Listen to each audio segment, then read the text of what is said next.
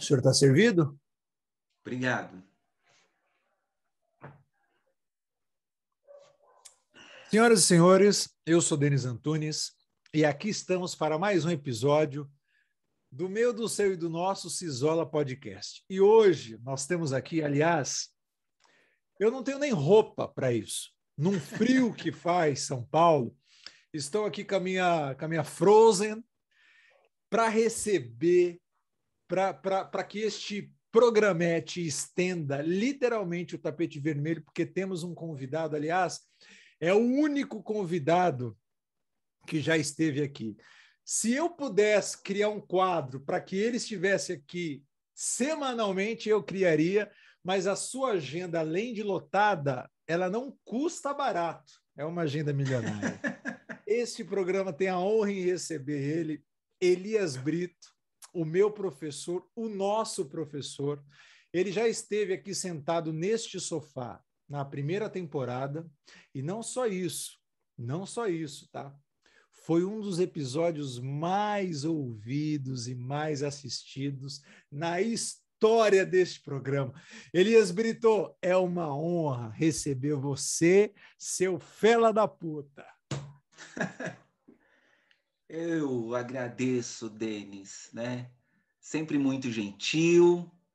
Enfim, estamos aí. Fico feliz em saber que o pessoal gostou do primeiro encontro. Espero que o segundo seja tão bom quanto o primeiro.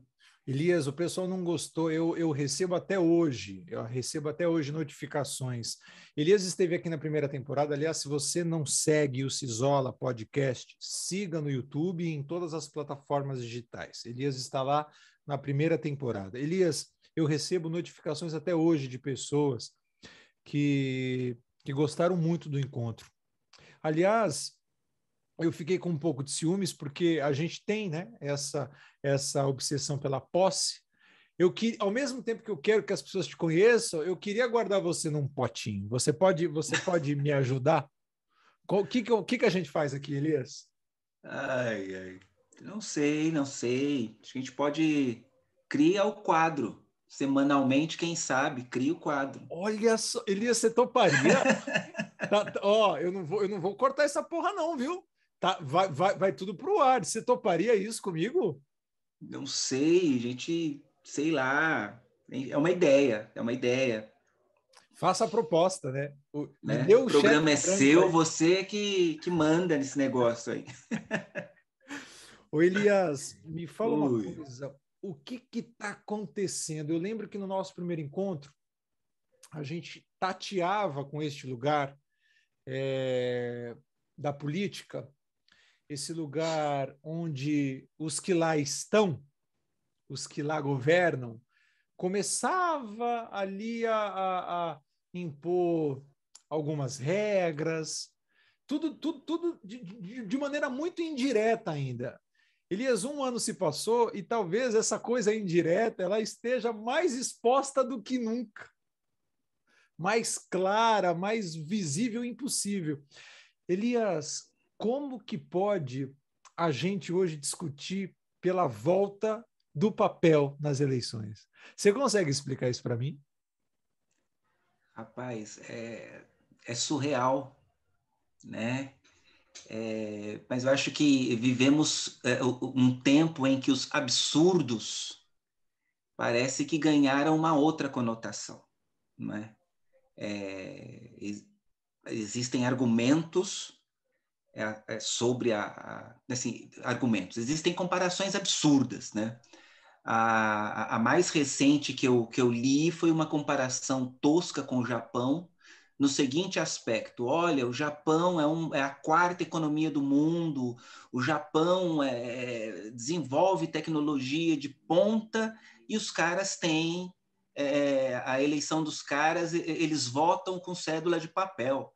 Nossa, diante dessa realidade japonesa, quer dizer que o Brasil está certo em ter voto eletrônico, né? Então, você compara dromedários com anfíbios usando os mesmos critérios, né?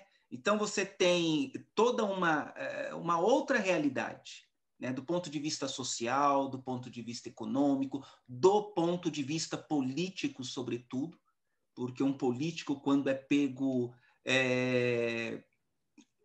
enfim, fazendo algo que a ética não permite, eles já renunciam, eles dão cabo da própria vida, né? Porque os valores lá são outros, digamos assim, né? Então, eu acho que pensar nessa comparação Brasil-Japão, ou, enfim, né, a gente tem que entender que esses argumentos todos, eles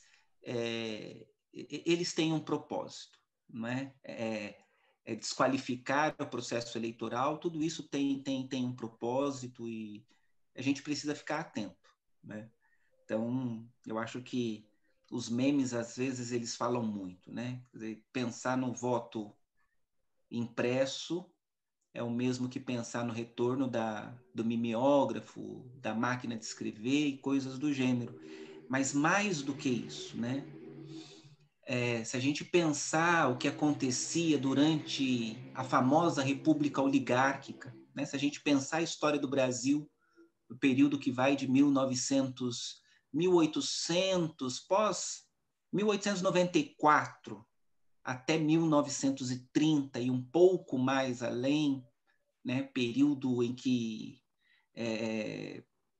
o coronelismo atuava de uma maneira muito forte, em que o voto era impresso, em que o voto era aberto, em que havia uma lista onde as pessoas eram obrigadas a votar no candidato indicado por aqueles que tinham um poder coercitivo maior, um poder econômico maior, e marcado pelas fraudes, né?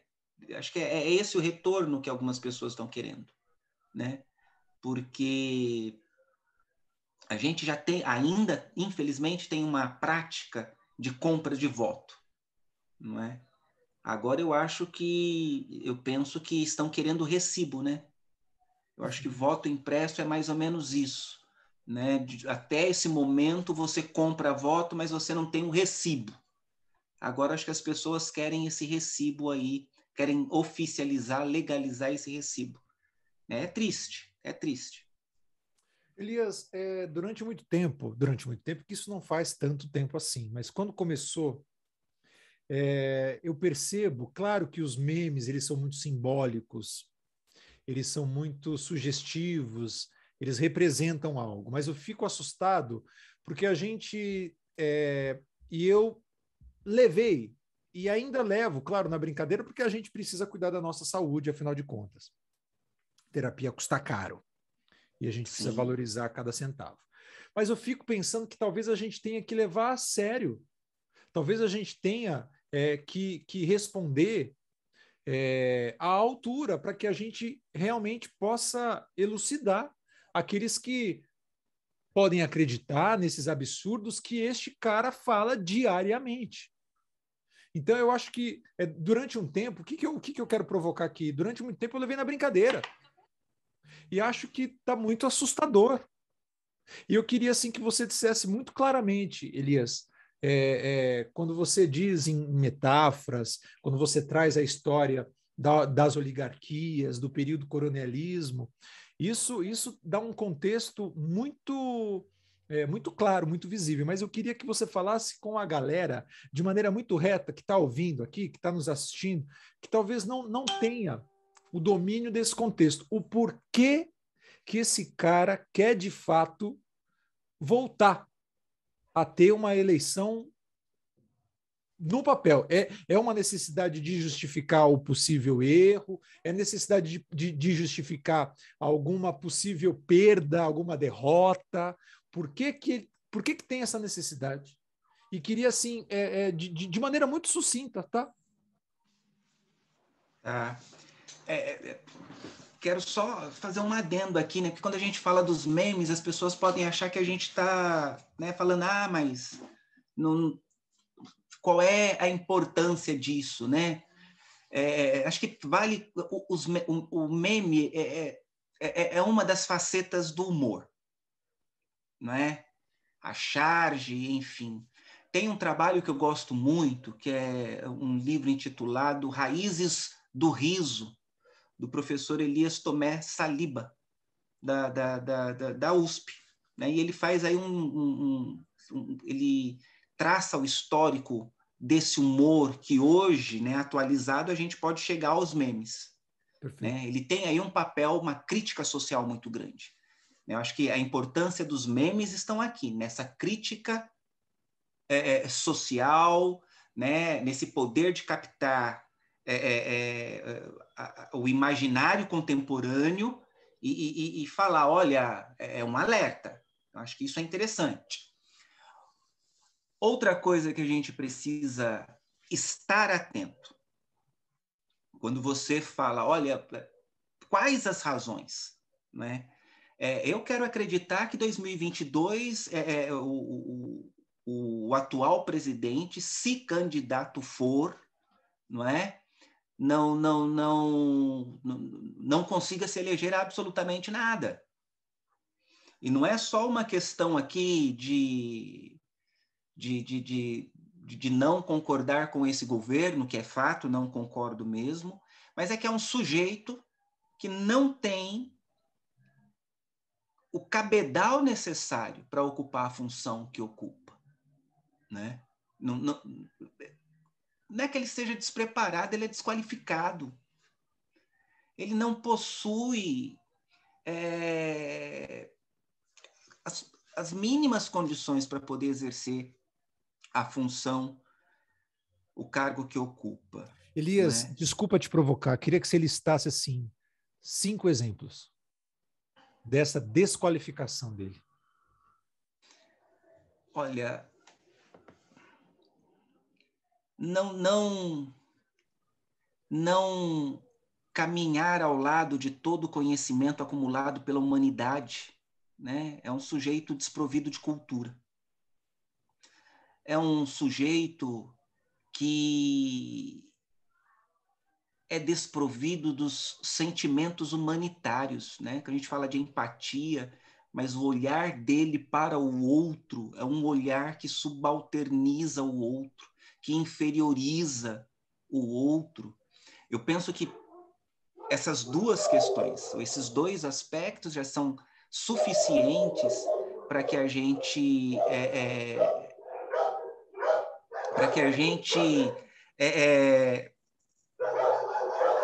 não veja com bons olhos.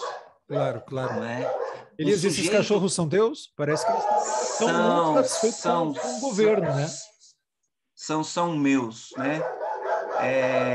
Hannah Arendt, eu tenho o Jean-Paul Sartre, eu tenho um Thor e tenho um Aquiles. Maravilhoso. E parece que, repito, eles não estão muito satisfeitos assim com a atual situação do país. Né? Eu acho que os únicos pets que estão felizes com esse governo é o 01, o 02, o 03 e o 04, né?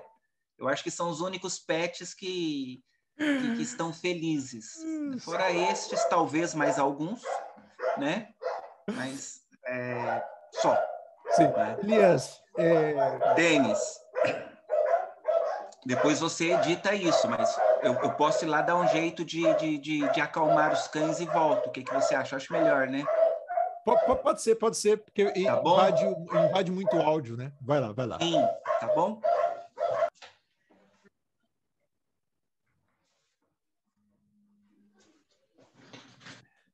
Me perdoe.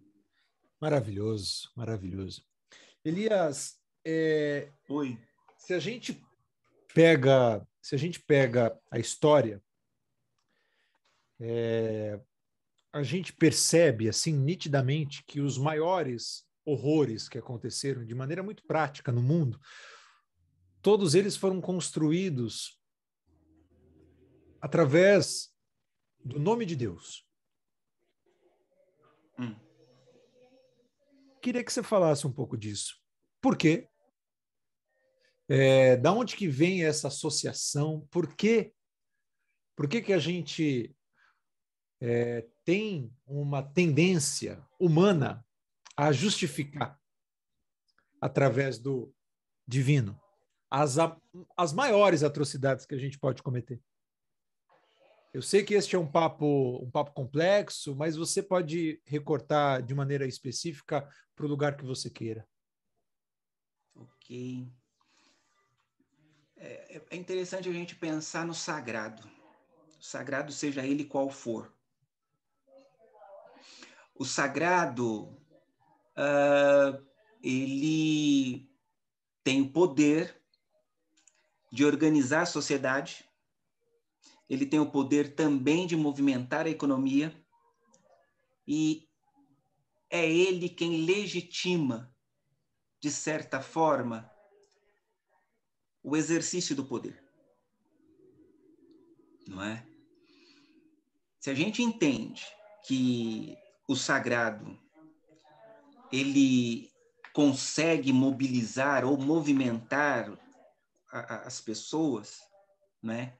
Aquele que fala com o sagrado ou aquele que fala em nome do sagrado, esse também exerce influência sobre as pessoas.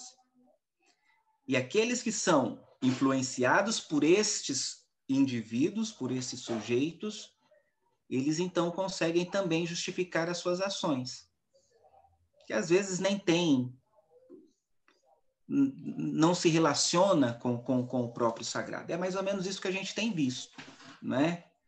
Algumas atrocidades, elas são cometidas em nome desse sagrado, porque você tem pessoas que talvez não conheçam da maneira que deveriam conhecer, né? É tudo muito metafórico, parece ser muito metafórico.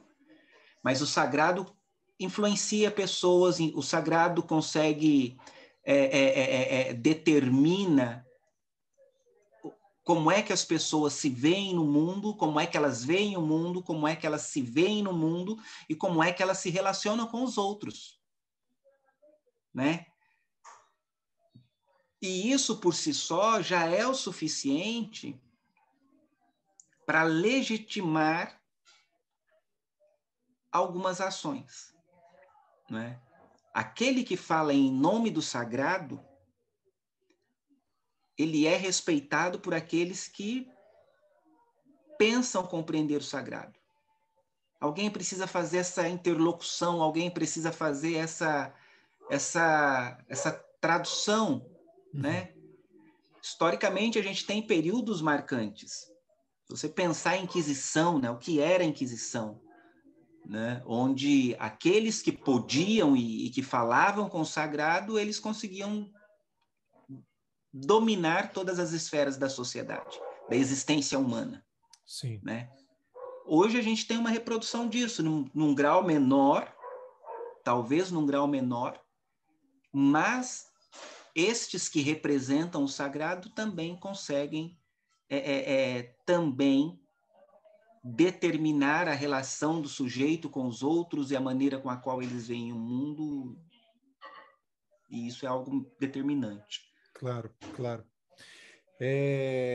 Inclusive tem no próprio livro os tais falsos profetas. Sim. Né? Ele Os não é tais lido? falsos... Ele parece que é lido, não é lido bastante, Elias? Olha, se a gente pensar nos textos sagrados, e aqui eu acho que é uma referência muito direta ao texto que fundamenta o cristianismo, né?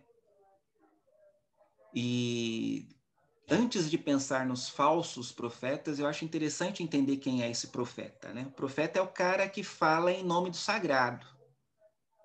E esse cara que fala em nome do sagrado, ele sempre abre a sua boca para falar contra as injustiças. Os profetas veterotestamentários, ou do chamado Velho Testamento, eles abrem a sua boca para falar contra a injustiça. Então, isso é muito comum. Né?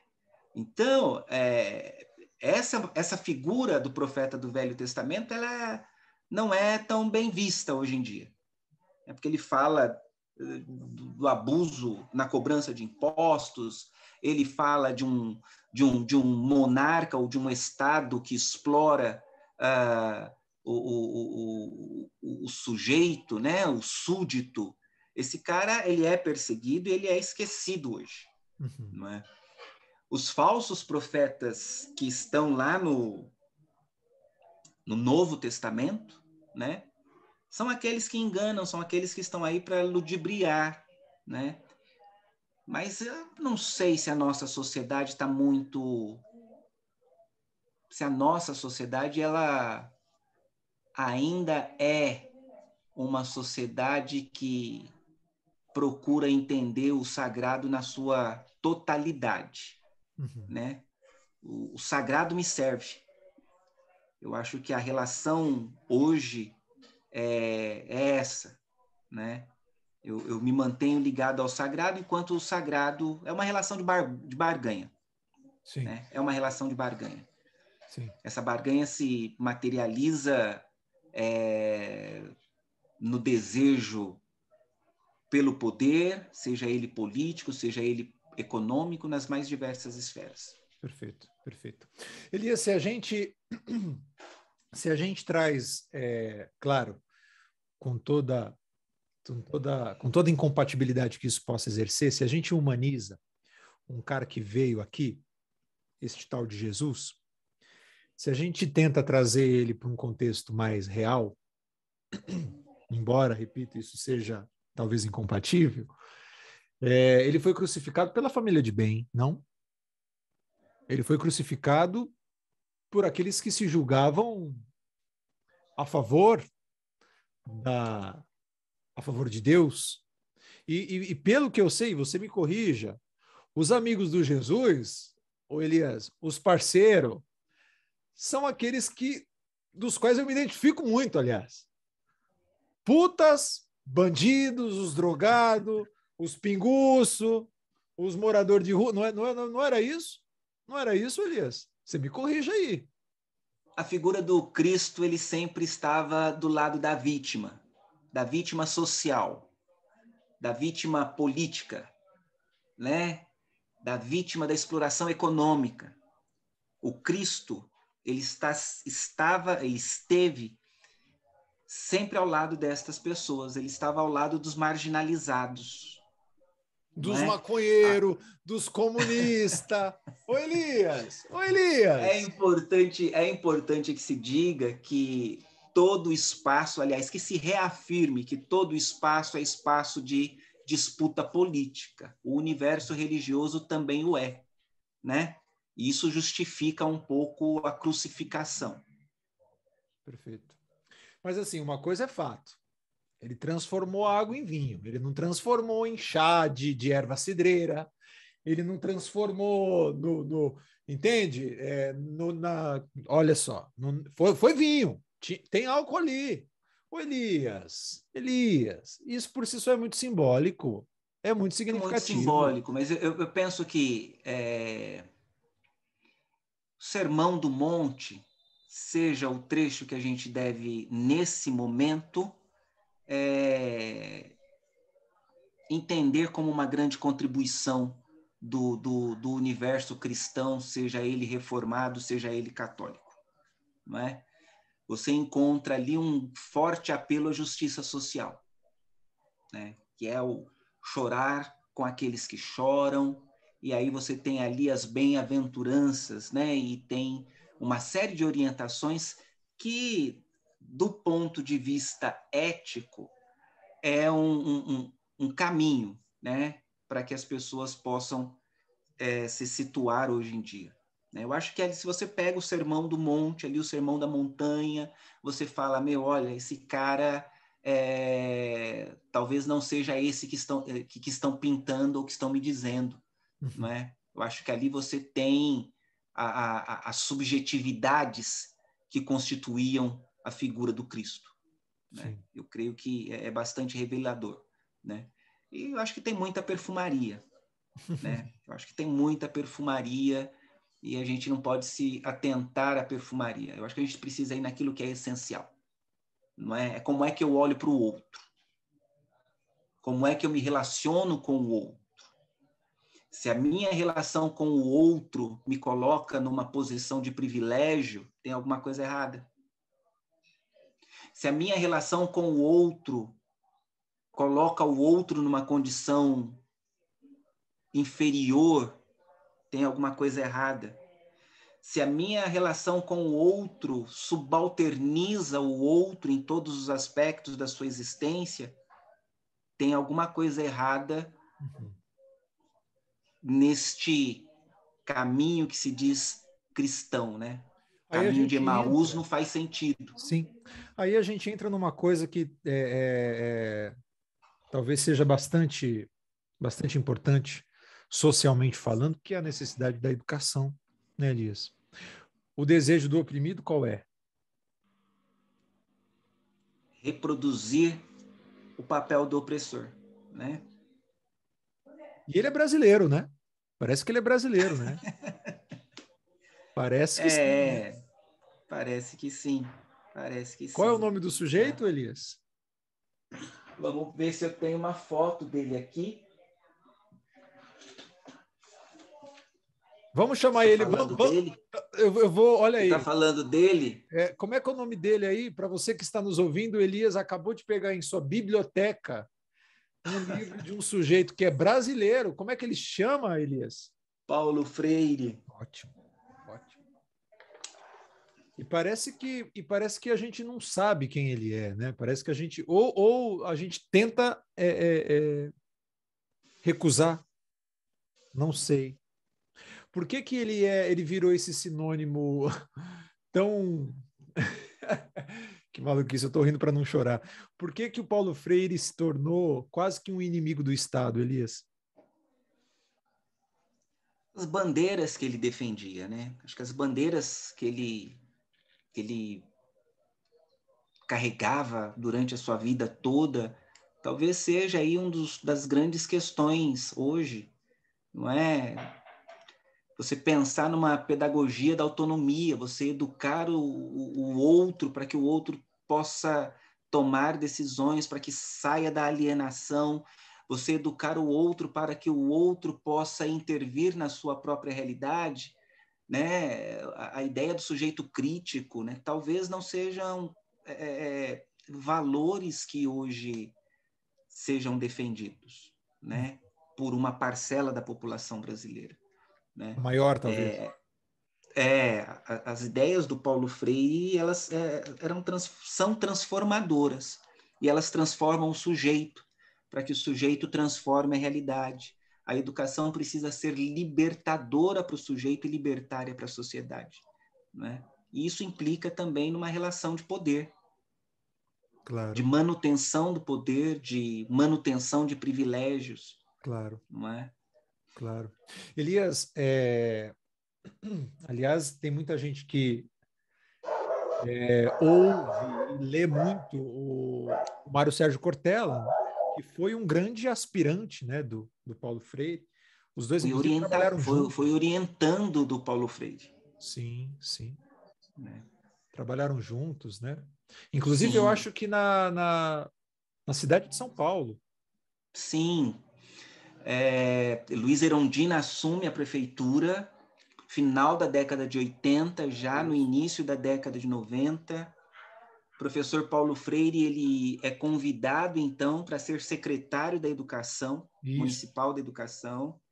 Ele assume, depois ele precisa deixar o cargo, e o seu substituto é o Mário Sérgio Cortella, né, que havia trabalhado com o professor Paulo Freire na Pontifícia Universidade Católica de São Paulo, se não me falha a memória, foi orientando, né, do professor Paulo Freire, né, então eles tiveram uma relação muito próxima, né? Ótimo, ótimo você dizer isso, porque o contexto é sempre poderoso para que a gente entenda. Aliás, história é fundamental, né, Elias? Porque parece que o mundo só existe a partir do momento que a gente nasce, né? Que a gente está nele, né? E acho que existiu aí muitos anos atrás, né? Existiu aí uma história por detrás, literalmente, a gente precisa entender ela até para que o futuro possa ser diferente, não? E aí a gente entra também na importância que tem a arte, da mudança das histórias, né? A arte é Sim, fundamental para que a gente mude a nossa história para que a gente não repita os erros de histórias já passadas, passadas e ultrapassadas. Você concorda comigo? A história, ela tem como objeto principal a ação humana, né? Acho que é uma conversa interessante. Porque, via de regra, quando você fala em história, em estudar história, as pessoas estão muito mais ligadas a uma questão temporal. De, história estuda o passado. Exato. História estuda a ação humana.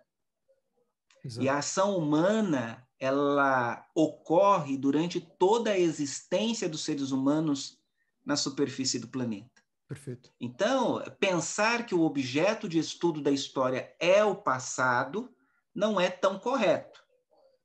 O correto é compreender que a história, que o objeto de estudo da história é a ação humana e todos os fatores que levaram os seres humanos a tomarem esta ou aquela ação.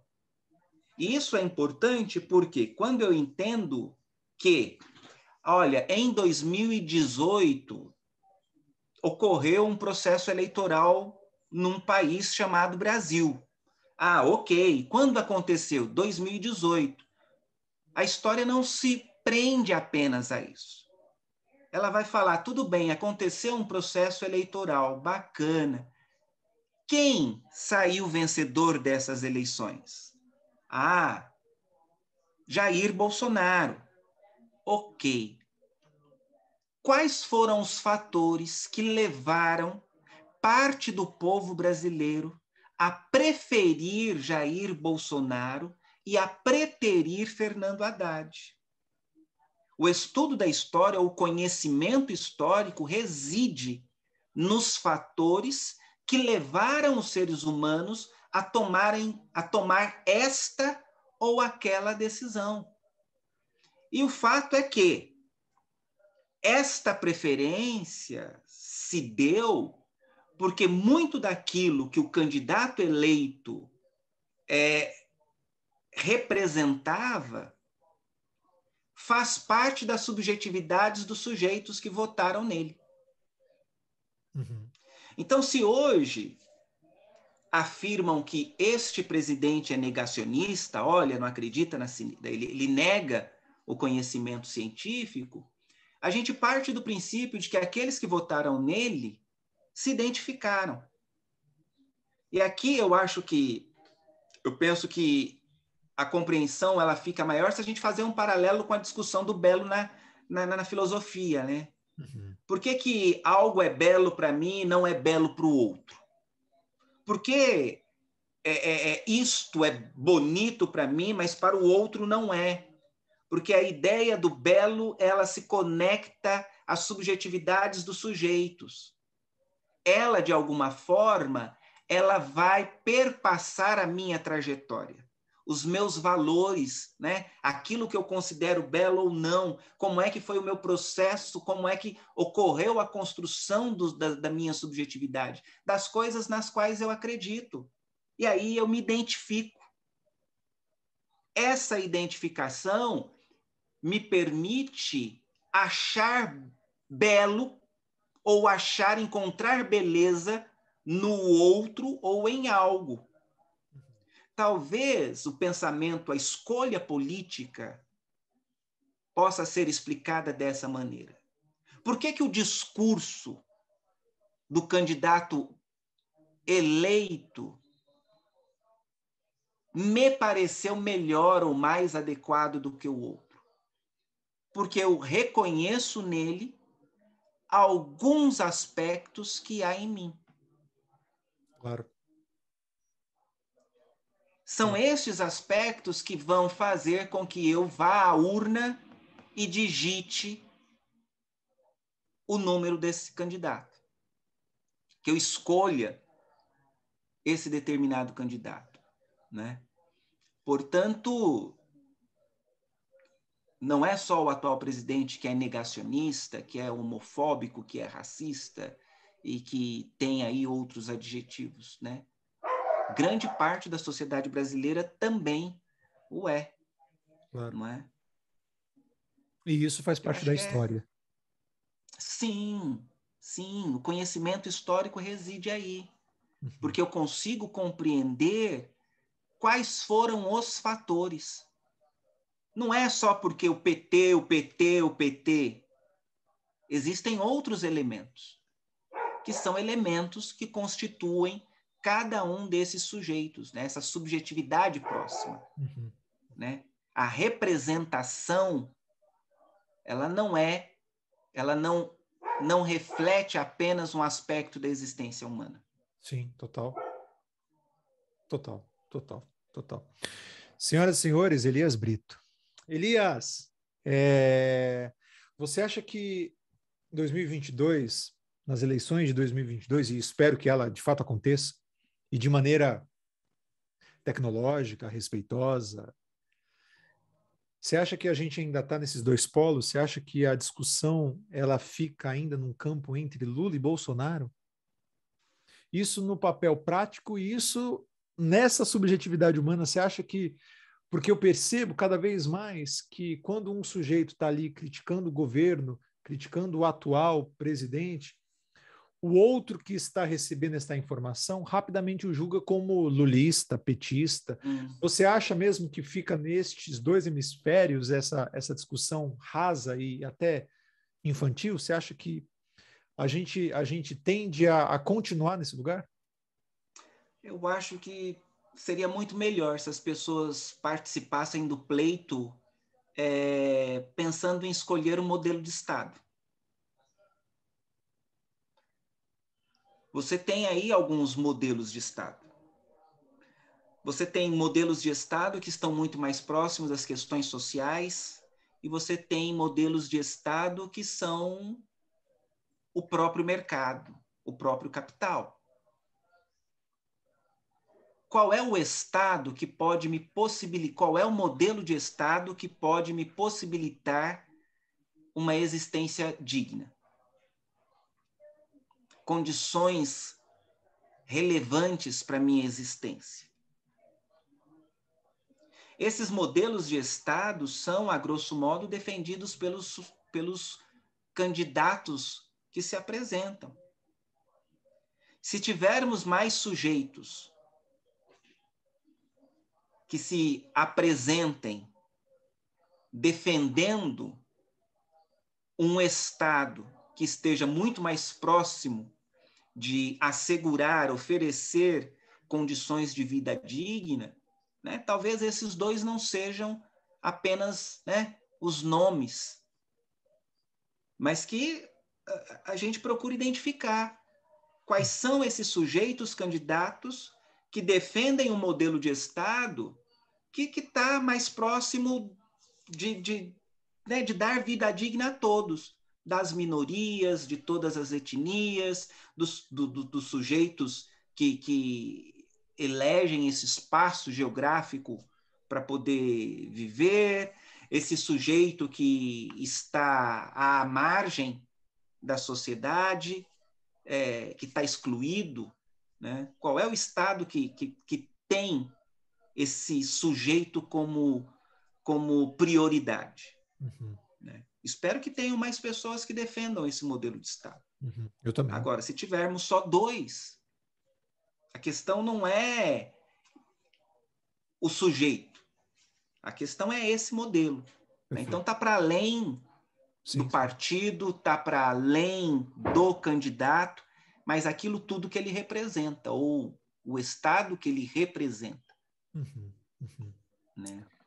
Ô Elias, bicho, eu já falei aqui naquele nosso primeiro encontro e repito por aqui, você foi meu professor, e graças a Deus e a mim, eu corri atrás desse cara para que ele não ficasse só restrito e limitado àquele campo. Hoje eu te considero um grande amigo. E eu vejo você ainda defendendo o teu ofício, você ainda continua professor, você atua como professor. Essa talvez seja tua grande virtude. Professor não é um ofício, professor é talvez ele seja muito próximo deste sagrado que a gente estava conversando, no início do papo. Talvez este cara seja alguém muito próximo desse lugar. Você, isso não é puxa-saquismo, isso é fato. Você é uma das pessoas mais brilhantes do ponto de vista intelectual, do ponto de vista da sensibilidade. Você é homem, preto e professor. Quero te perguntar, dentro deste quadro, você se sentiu na necessidade de estudar ou elevar toda a tua potência para que você pudesse sobreviver? Ou seja, na prática, você exerce a sua função como uma função de sobrevivência, Elias? Não sei se eu entendi muito bem, né? Mas a gente trabalha dobrado. A gente precisa trabalhar dobrado, né? Para você... Quem precisa trabalhar dobrado? O professor ou o preto? Ou os dois? Então, veja bem. O homem preto professor precisa trabalhar dobrado, Tá. né? O homem preto precisa trabalhar dobrado para poder ser reconhecido. O professor, ele também trabalha dobrado, porque ele não tem apenas uma... Professor no Brasil, ele tem 2 jornadas de trabalho, né? Então, esse é um aspecto do trabalhar dobrado, né? Porque ele precisa, para sua sobrevivência, ele precisa trabalhar 16 horas por dia. Este homem preto, ele também precisa, né, trabalhar dobrado para poder ser reconhecido, né? Não basta ser apenas um bom profissional. Você tem que buscar a excelência. Só que esse padrão de excelência que o homem preto, a mulher preta perseguem, não é? Ele não é o mesmo padrão de excelência para outros sujeitos de outras etnias, né? Você Então sofreu não, isso na não é. prática, Elias? Você sofreu isso na prática? No exercício diário ali? Você não pode ser apenas bom, né? Você tem que ser o melhor. E esse ser melhor te consome um tempo diário de dedicação, né? Tenho experiências não tão boas, mas não sou apenas eu, né? Eu acho que todo homem preto, toda mulher preta tem aí um corolário de experiências Sim. e mais do que isso, né?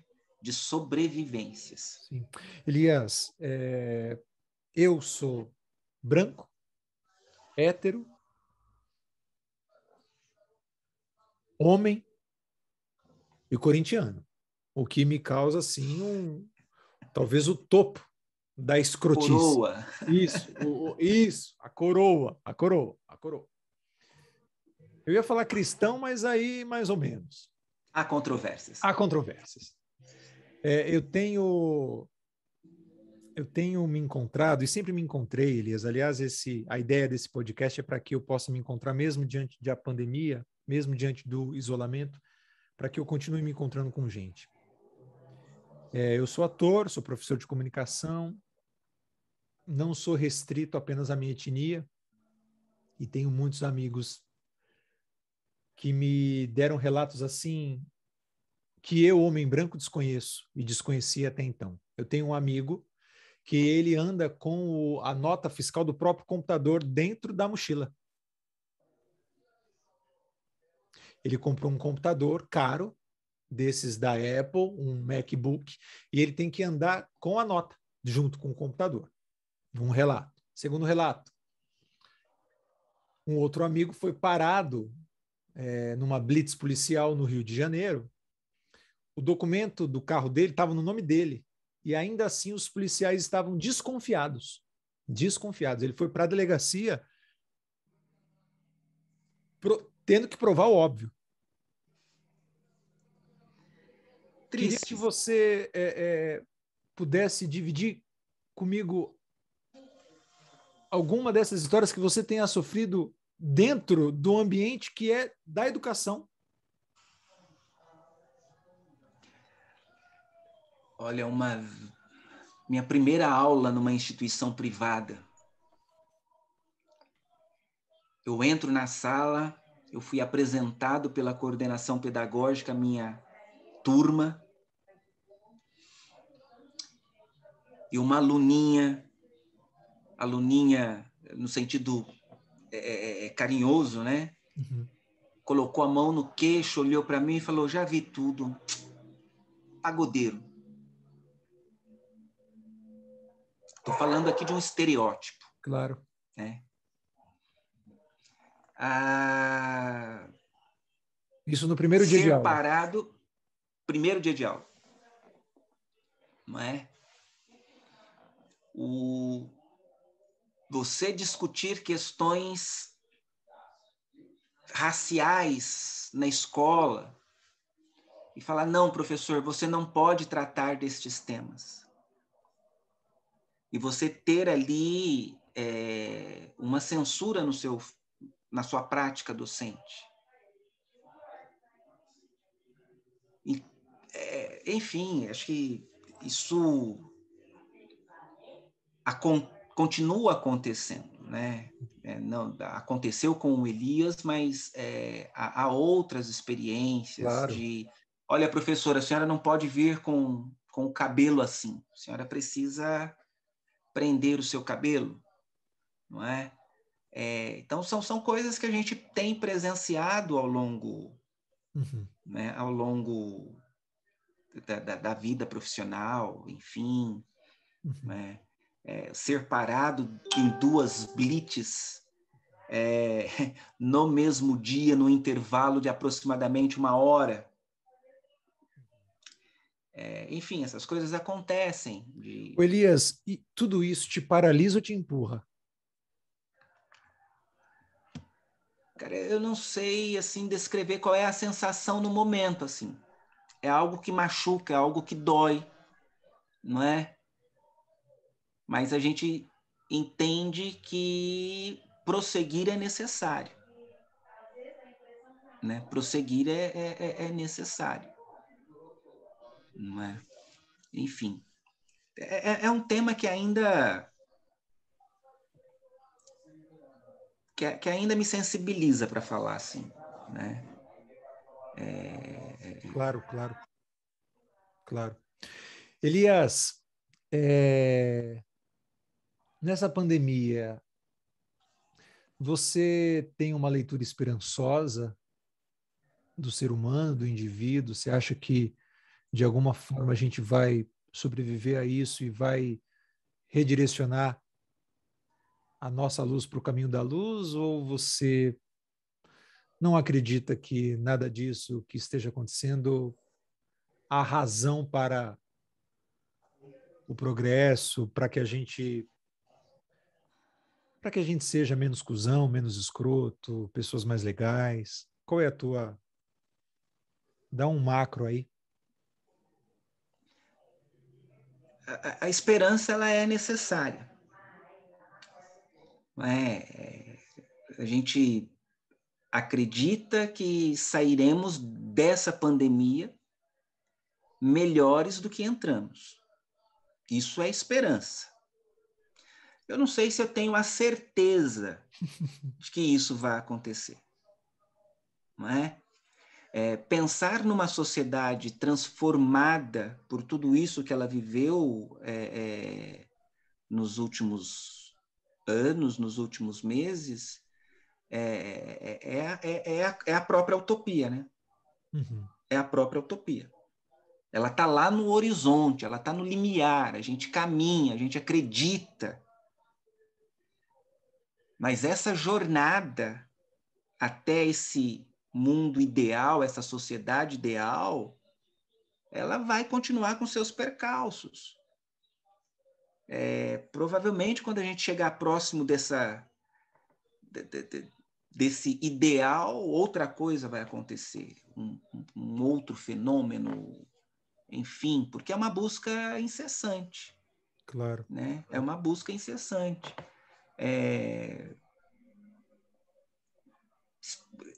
Quiçá os sujeitos tenham as suas subjetividades transformadas, né?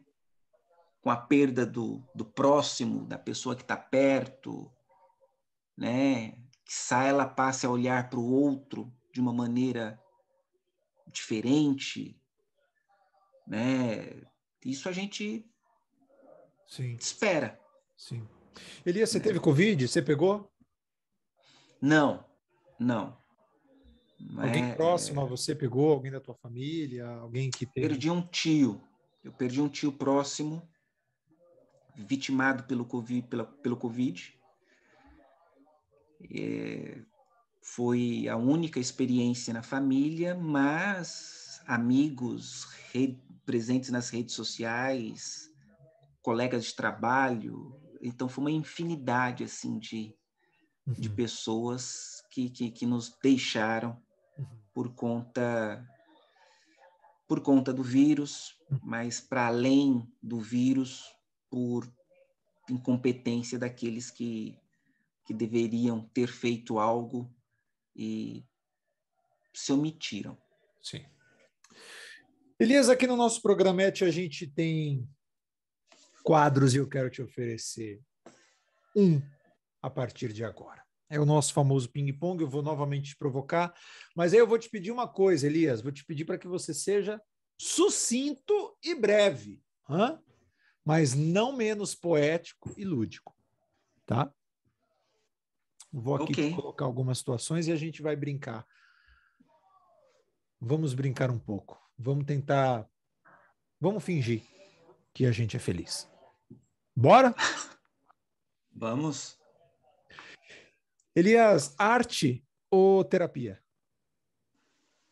Arte. O que é educação?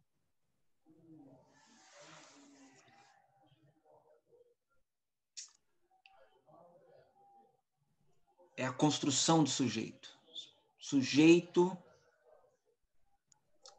com direitos. O que você faz, o que o Elias faz com os medos dele? Negocio. E com os desejos? Desejo.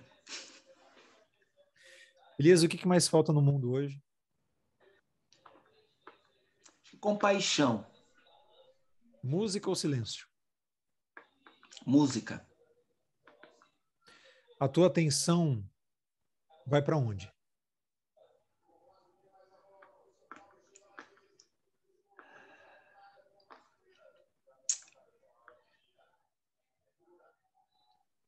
Rapaz.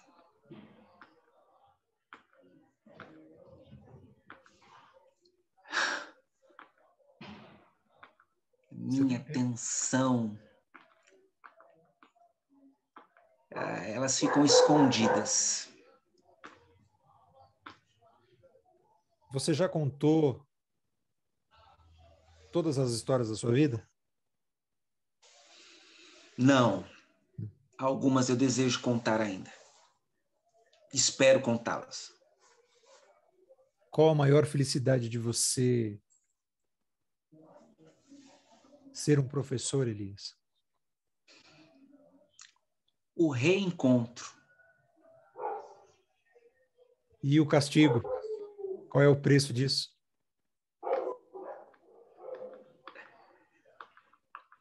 Não há castigo para quem realiza o seu ofício com alegria.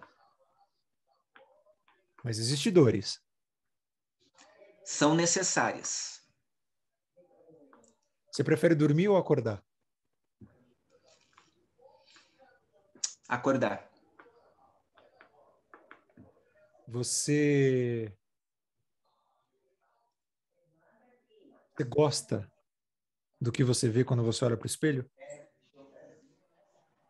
Rapaz, eu me sinto feliz. Eu me sinto feliz. Elias, o que você faz com as tuas feridas? Cuido.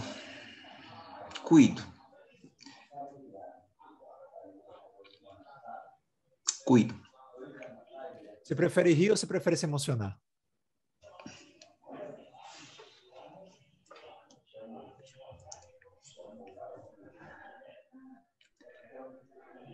Eu prefiro me emocionar. Se o resultado da emoção for o sorriso, melhor ainda. E você prefere rir ou fazer rir? Prefiro rir junto. Você se emociona com o que, Elias?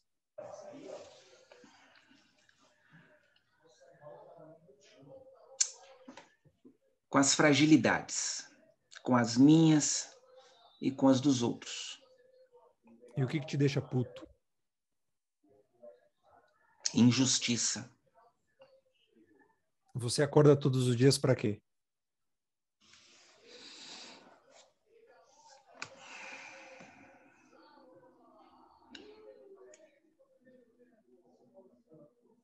É uma tentativa eterna, constante, de fazer com que o outro também esteja bem. O que é Deus?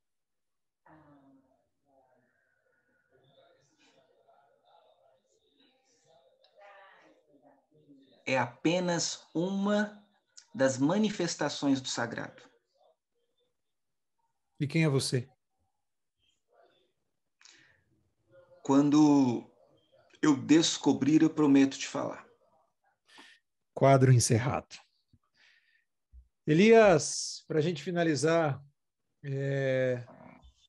duas últimas perguntas.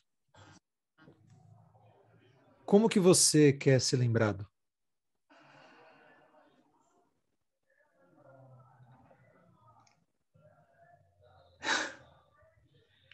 É muito existencial, é muito existencial. Não, solte. A gente está É. aqui para isso. Ai, ai.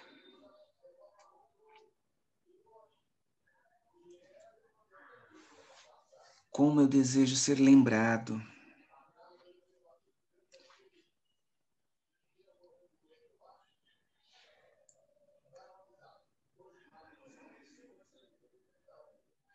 Não sei se eu tenho essa resposta.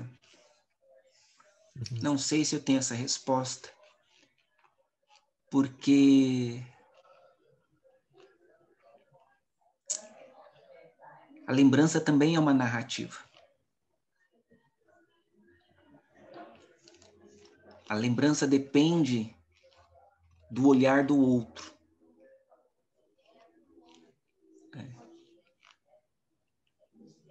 Não sei se eu tenho essa resposta. Tá. Elias, nesse tempo que você está aqui comigo trocando,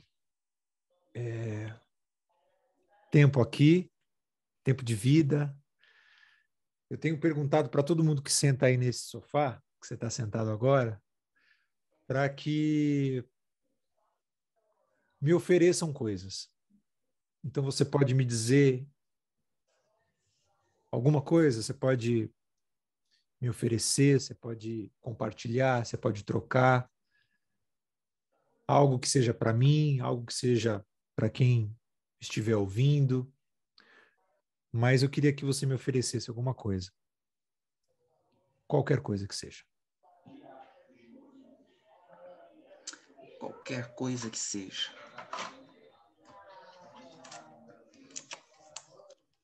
Embora a gente viva num tempo avesso a tudo aquilo que a gente acredita. Acho que pensar num texto atribuído ao Galeano sobre utopia é sempre motivador, né? Quando ele procura responder o que é essa utopia, né?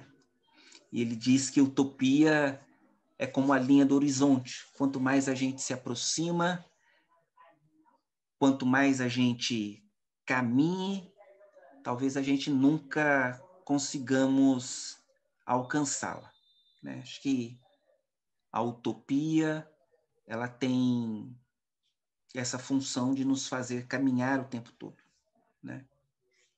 Eu acho que é um pouco disso, né?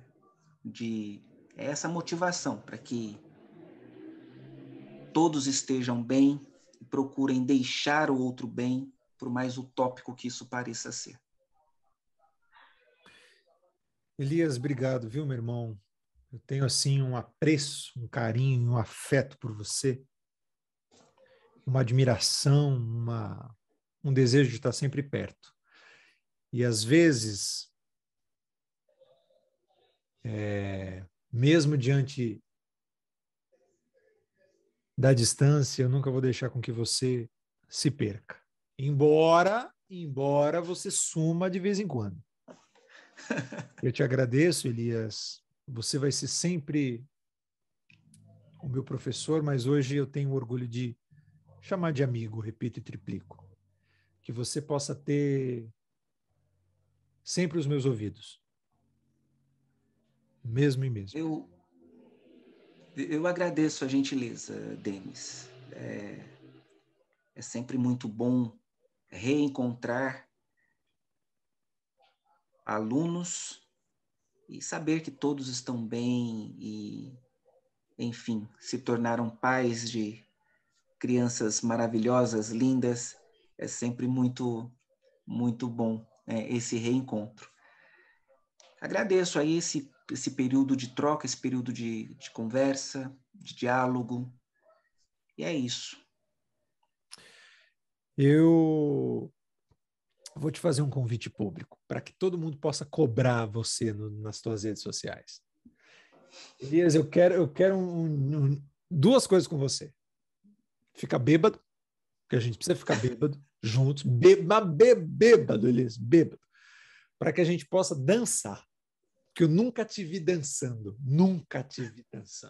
E acho, Elias, se é que eu posso dizer alguma coisa para você, eu acho que você tinha que parar de pensar muito e começar a trabalhar mais a porra do teu corpo. Então, duas coisas, beber e dançar.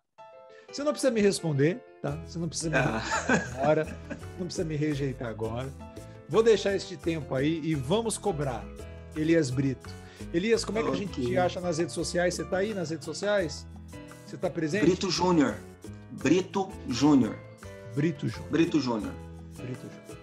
Elias, um grande beijo. Você é fera e obrigado por tudo sempre. Eu que agradeço. Um forte abraço.